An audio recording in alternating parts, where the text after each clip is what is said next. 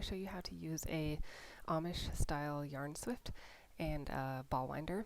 So first thing, you need to take your ball winder out and attach it to the side of your table. So most of them probably have a little clamp like this. This is a pretty simple one. It's not super expensive, but it works just fine. So you just clamp it onto the side of your table and tighten the clamp.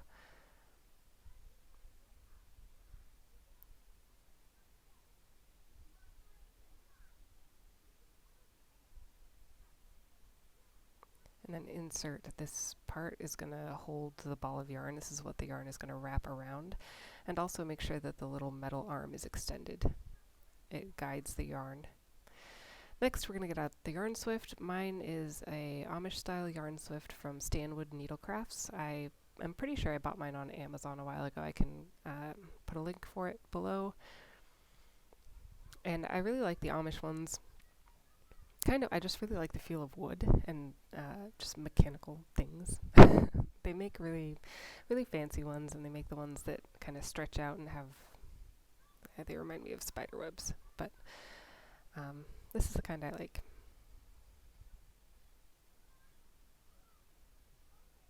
So once you have all the pieces out, you find the two base pieces and the little notches that just slot together.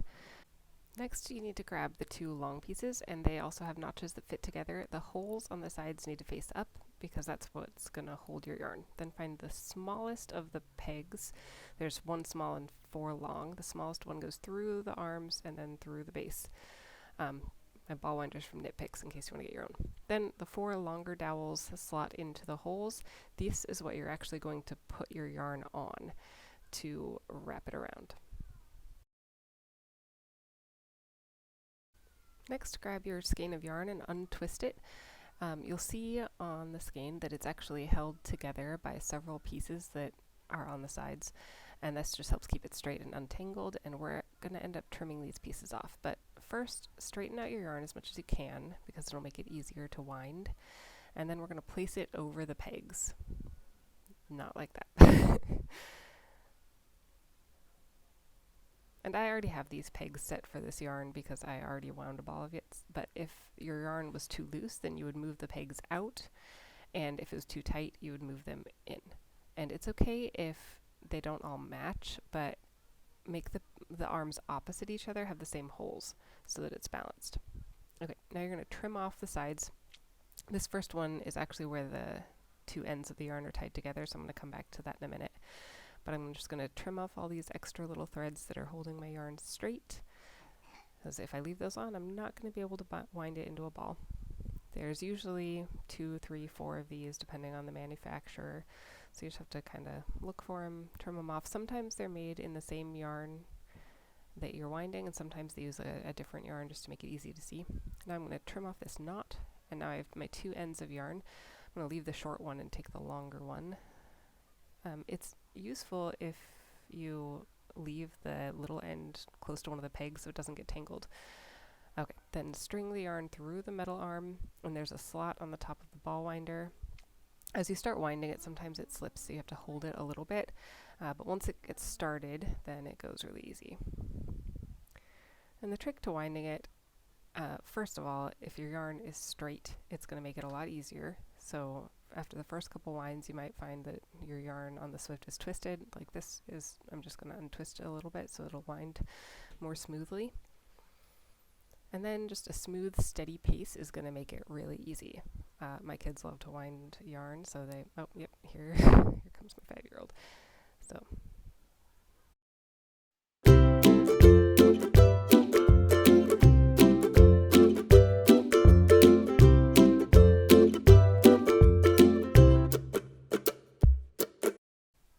One thing about having my kids wind it is they often get caught because they'll change speeds. If this happens to you, just back your yarn up a little bit and untangle it.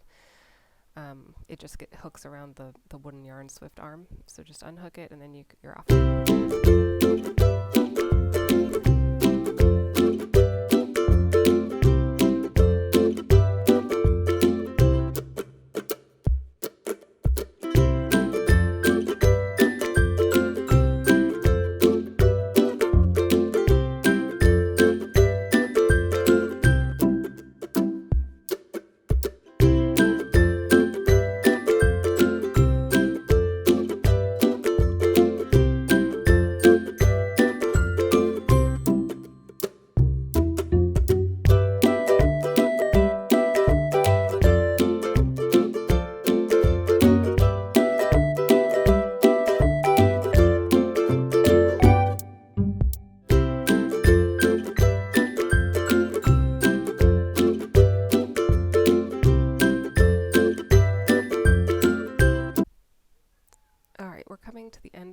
ball, so you can see it's almost off the Swift.